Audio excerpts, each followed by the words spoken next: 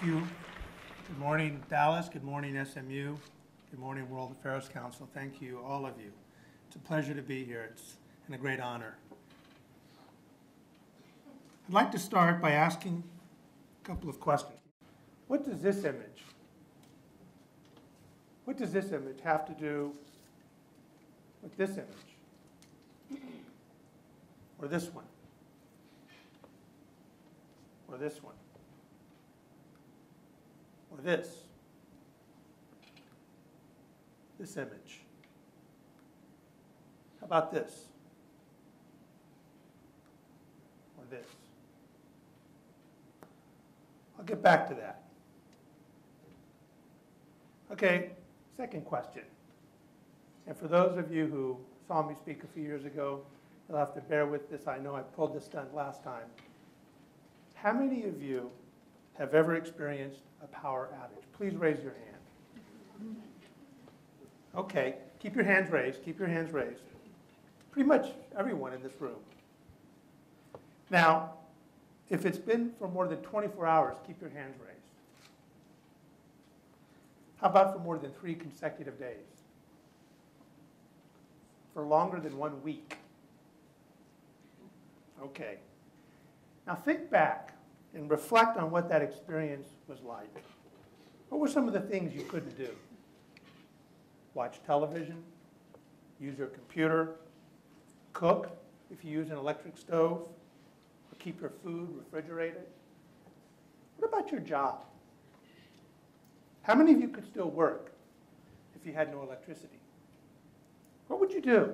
The only kind of job you had was one that didn't depend on electricity.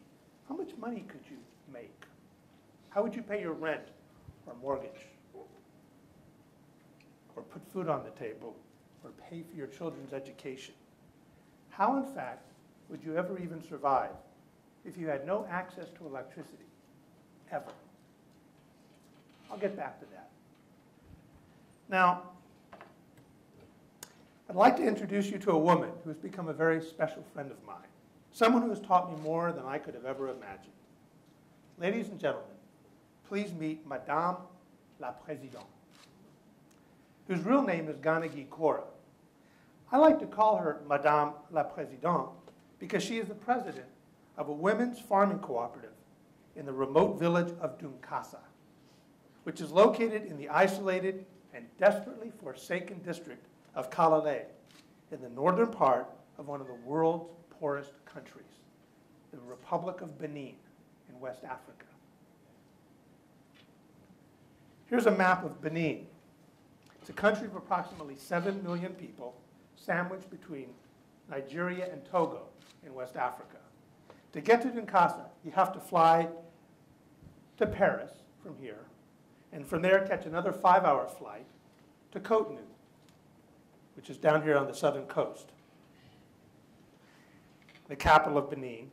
From there, it's a 5-hour car ride up to Parakou on a paved road, and another 3 hours along a dirt road to beat the village of Dunkasa up here in Kalale.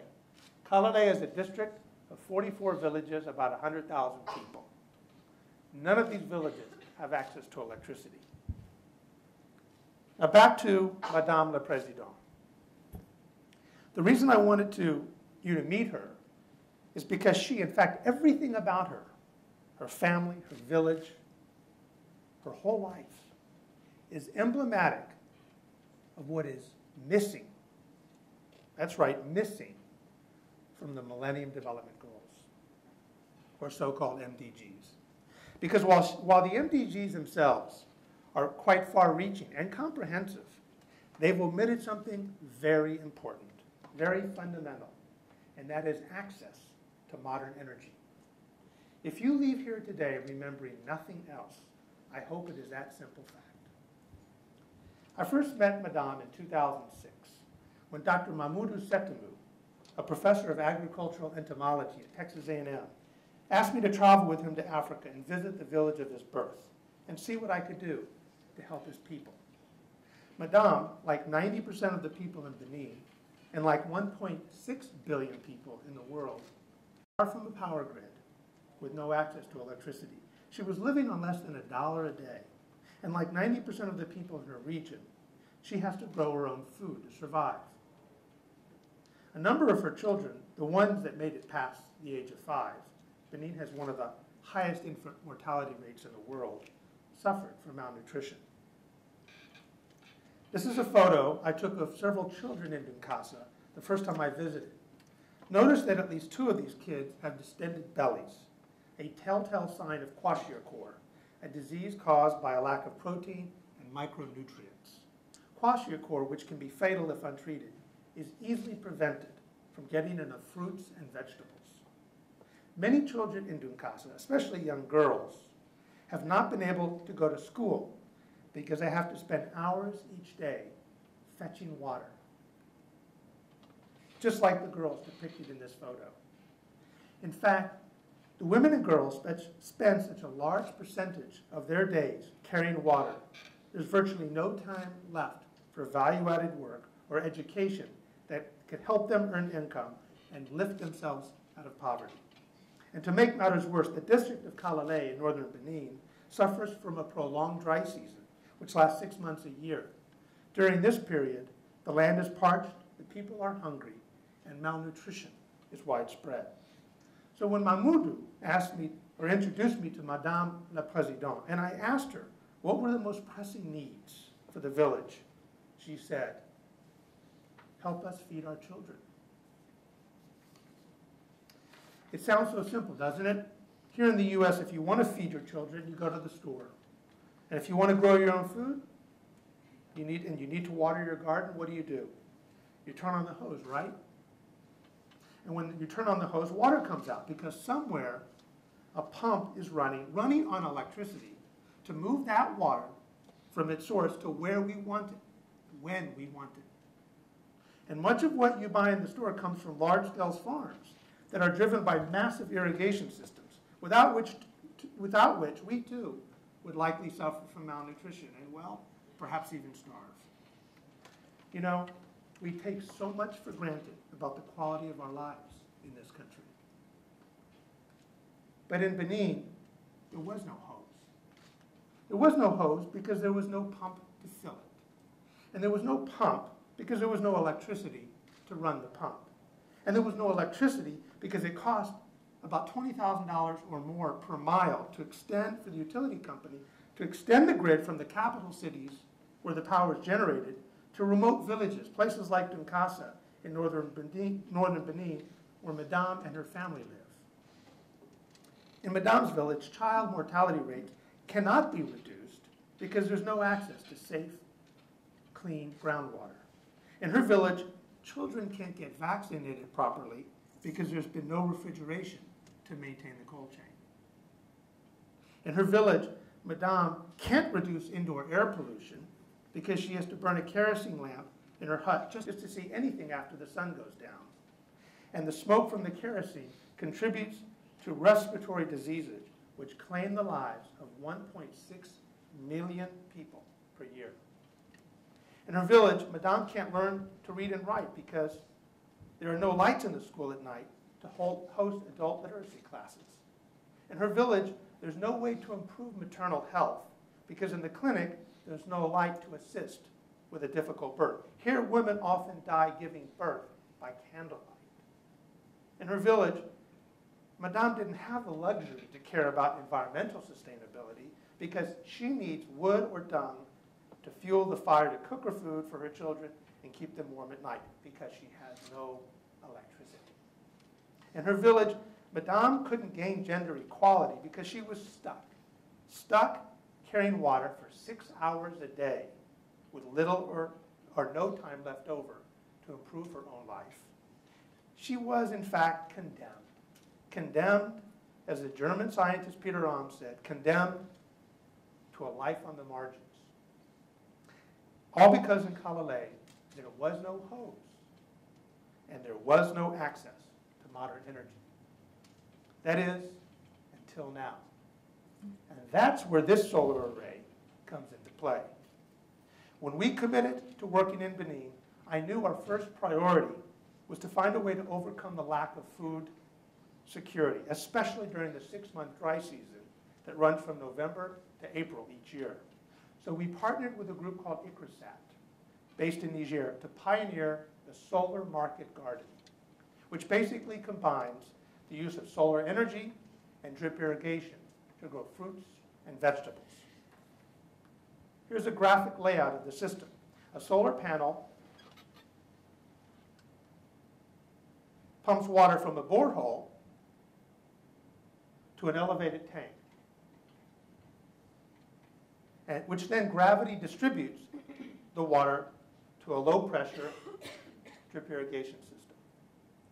It's a highly efficient system, with water as well as fertilizer being delivered directly to the root of the crop. Here's a photo taken before the first growing season. And this is after.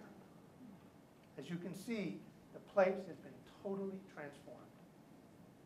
With drip irrigation, the women of Dunkasa are able to farm plots of land that are 30 times larger than they did before, and now spend less than 50% of the time they used to in gardens that had to be watered by hand. With their free time, the women are starting businesses like seed distribution, and they're taking their excess crops to market and earning an income for the first time in their lives. In fact, Stanford University's program on food security and the environment has been studying this project since its inception in 2007, and they published their results in January of this year. They found that the women are now earning an extra $7.50 per week selling fresh produce to the market. And they're growing a variety of crops, a broader variety of crops than ever before, providing a greater supply of vital nutrients. Madam and her fellow villagers are now consuming 3 to 5 servings of vegetables per day, the same as the U.S. daily recommended requirements. The daughters are no longer having to carry water all day, which means they are free to go to school. The women and children in the village have filled out and look visibly healthier, something which I noticed right away when I visited last year. In fact, when visiting Benin last summer, I was accompanied by a French film crew that ended up featuring our project on a French television program called Earth from Above. I'd like to share with you a brief excerpt from their program.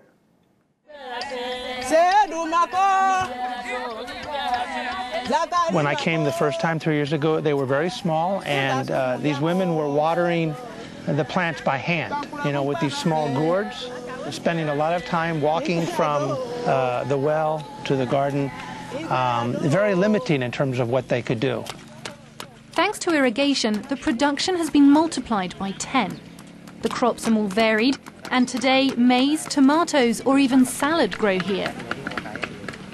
Le jardin m'a sauvé. Je suis toujours au jardin. On dit comment le soleil peut faire ça? On ne savait pas. On vend et on mange. Et nous mangeons beaucoup ici. These women can now feed their families all year round, but also earn money and rise from poverty by selling their crops on the markets. Commerce has appeared thanks to solar power, a first step towards development. Phase 2 of this project, to launch next year, will involve the whole village electrification of these 2 pilot villages in northern Benin, Dunkasa and Bisasi. Solar electric systems will generate power for the school, clinics, homes, street lighting, and community center in each village. We'll also install another solar-powered water pumping system in each of the villages, which will help to greatly reduce the incidence of waterborne diseases, the #1 killer of children under 5 in the developing world. Here's a graphic description of what the whole village scheme will look like. So you have the clinic here, micro-enterprise center, the homes, the school. You have a water pumping system for both drinking as well as irrigation. Here's a little satellite dish. We'll provide wireless connectivity so the whole village will have access to the internet. This is our plan for next year. So what about the Millennium Development Goals? Even though I haven't referenced them explicitly in describing our work in Benin, most of them have been addressed by our project in one way or another. But let's take a closer look now at the MDGs and see just how and where energy comes into play. First, goal number 1, eradicate extreme poverty.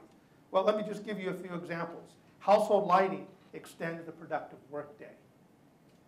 Electricity facilitates the establishment of village-based microenterprise.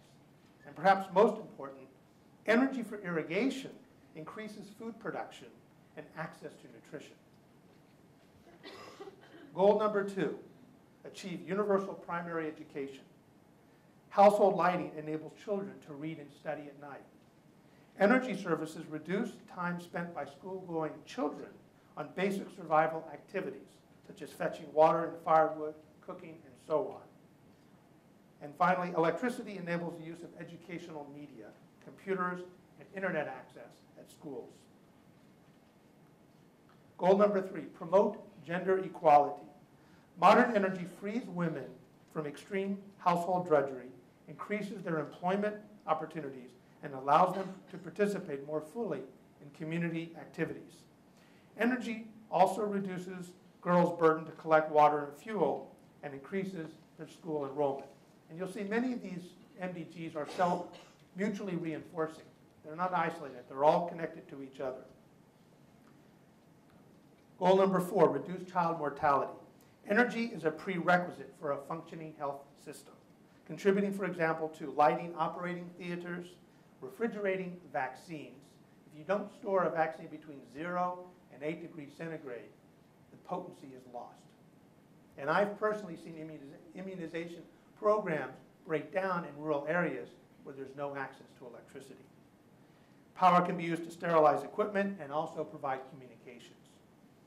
And finally, energy for water pumping and purification greatly reduces the risk of waterborne diseases. Again, a huge killer. Goal number 5, improve maternal health. Besides its centrality to the healthcare system, modern energy can lower maternal mortality by reducing the level of indoor air pollution, which kills over 1 million people per year. It's not often talked about, indoor air pollution, but it's a huge cause of death in the developing world. Goal number 6, combat HIV/AIDS, malaria, and other diseases. Modern energy services for power and communications in rural clinics and hospitals enable a quantum leap in health services. Last few years, we've been very honored to partner with a group out of Boston called Partners in Health, co-founded by Dr. Paul Farmer, who for many years was working in Haiti. About 5 years ago, they branched out and started working in several countries in Africa, including Rwanda, Malawi, Burundi, Lesotho. We started off in Malawi, bringing solar power to their clinics and replacing diesel generators that they had been using. And now, as a result, Partners in Health is committed to bringing solar power to every one of their clinics around the world, including the 10 that are operated in Haiti. Goal number 7, ensure environmental sustainability. Access to renewable energy technologies helps to preserve natural resources and lower emissions, which helps protect the local and global environment. And lastly, goal number 8, develop a global partnership for development. The Global North can help achieve the MDGs by providing increased access to renewable energy technologies and finance to the least developed countries. So you see, access to energy isn't just related in a peripheral way to the Millennium Development Goals. It's central to meeting all of them. If there's one thing I'd like you to take away from this talk, it's simply this. Without modern energy, especially electricity, there's no way the MDGs will ever be met. Energy is the fuel that powers the engine of development. Take a look at this satellite image of Earth at night. If this image doesn't put things into perspective, I don't know what does. I mean, just look at Africa. Except for a few urban areas, essentially the entire continent is shrouded in darkness. No power, no light, no way to read or study at night, or pump water, or store vaccines, or operate a business, or communicate with the outside world. No way to escape from the endless cycle of poverty and deprivation. If we just stay the course and proceed with business as usual, we will be condemning Madame la Présidente and another 1.6 billion people just like her to a life on the margins. If, on the other hand, we rise to the challenge of the 8th Millennium Development Goal, which is focused on global partnerships, and make a unified commitment to provide universal access to modern energy across the globe, then we will be well on our way to achieving all of the Millennium Development Goals. Just look at this beautiful young woman in Dunkasa, so happy and so proud of what she's been able to accomplish in the past year, thanks to a very small amount of energy that has been generated, in this case, by the sun. With electricity, the 1/4 of the world's population that lives in darkness will have the prospect of a brighter future, of a life filled with hope and dignity and human potential. The kind of life that we would all want for our own children.